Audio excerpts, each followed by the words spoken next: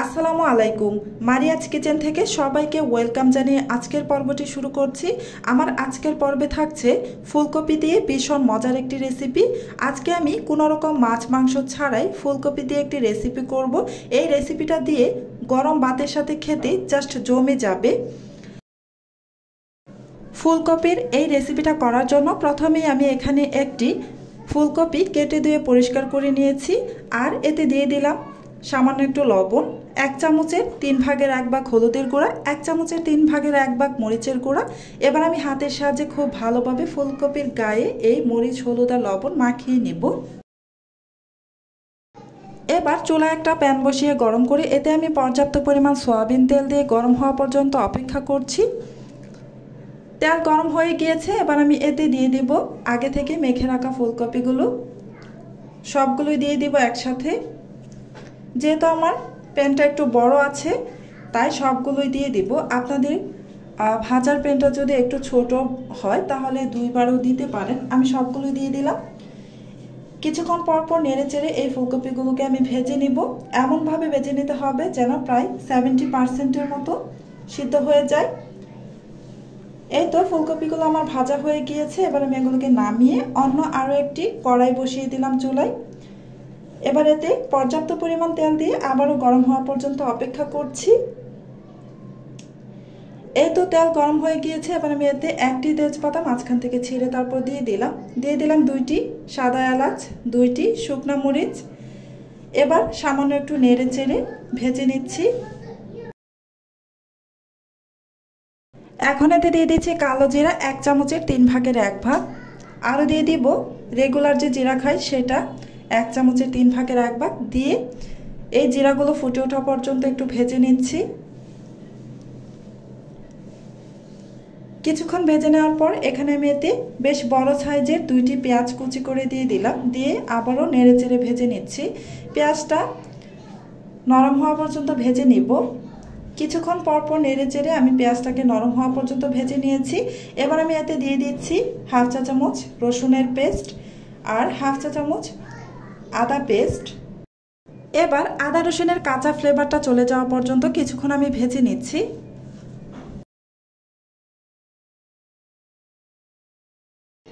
আদা রসুনের কাঁচা ফ্লেভারটা চলে গিয়েছে। এবার আমি এতে 1/2 কাপেরও কিছুটা কম পানি দিয়ে দিলাম। গুঁড়া মশলাগুলো অ্যাড করব। প্রথমে দিয়ে দিচ্ছি জিরা পেস্ট 1 চামচের 3 ভাগের 1 ভাগ, হলুদের গুঁড়া 1 চা চামচ পরিমাণ, মরিচের গুঁড়া 1 চা চামচ পরিমাণ।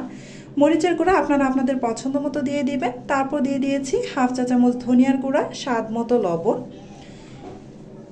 এবার আমি নেড়ে চেড়ে এই মশলাটাকে খুব ভালোভাবে কষিয়ে নিতে হবে। এই মশলাটাকে অবশ্যই ভালোভাবে কষিয়ে নেবেন। মশলা কষানোর উপরই ডিপেন্ড করে আসলে তরকারির টেস্ট কত ভালো আসে। এই তো আমার মশলাটা বেশ ভালোভাবে কষিয়ে নেওয়া হয়ে গিয়েছে।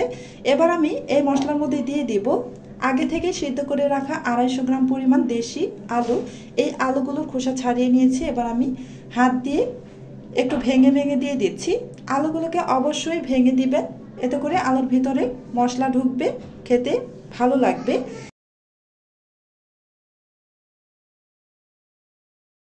সবগুলো আলু দিয়ে দিয়েছি। এবার আমি এই আলুগুলোকে মশলার সাথে কিছুক্ষণ নেড়ে চেড়ে ভেজে নেব। প্রায় 2 মিনিটের মতো আমি ভেজে নেব। এই তো প্রায় 2 মিনিটের মতো ভেজে নেওয়া হয়ে গিয়েছে। এবার আমি এতে দিয়ে দিব আগে থেকেই বেচে তুলে রাখা ফুলকপিগুলো। সবগুলো দিয়ে দিচ্ছি। এখন আমি এতে দিয়ে দিব টমেটো। আমি এখানে 3টি মিডিয়াম সাইজের পাকা টমেটো দিয়ে দিলাম। এবার খুব ভালোভাবে সমস্ত কিছু একসাথে নেড়ে চেড়ে মিশিয়ে নিচ্ছি।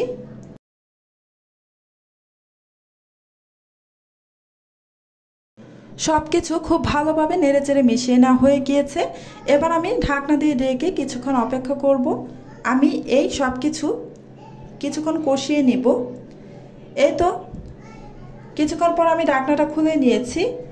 আমি অফ ক্যামেরায় আরও 2-1 বার নেড়ে চেড়ে খুব ভালোভাবে আমি কষিয়ে নিয়েছি। চুলার আঁচ লো হিটে রেখে আমি এই সমস্ত কিছু কষিয়ে নিয়েছি। এবার আমি এতে পানি দিয়ে দিচ্ছি প্রায় 1.5 কাপের মতো। একটু নেড়ে মিশিয়ে নিচ্ছি।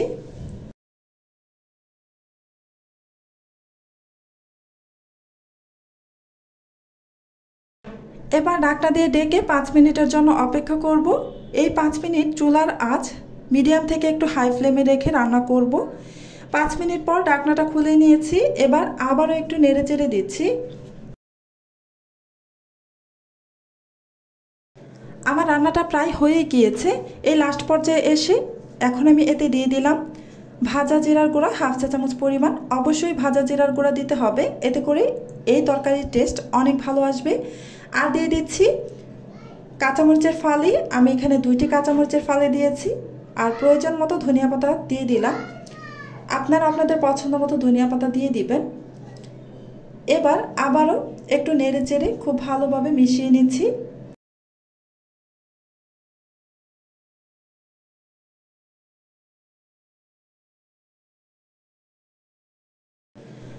আবারও 2 মিনিটের জন্য ঢাকনা দিয়ে ঢেকে দিলাম। এই তো 2 মিনিট পর ঢাকনাটা খুলে নিয়েছি। আমার রান্নাটা কমপ্লিট হয়ে গিয়েছে। এবার আমি নামিয়ে নেব। আমার আজকের এই রেসিপিটি আপনাদের কাছে কেমন লেগেছে কমেন্ট করে জানাবেন, একটি লাইক দিয়ে দিবেন। আজকের মতো এখানেই বিদায় নিচ্ছি। আবারও চলে আসবো অন্য কোনো দিন নতুন আরও একটি রেসিপি নিয়ে। আল্লাহ হাফেজ।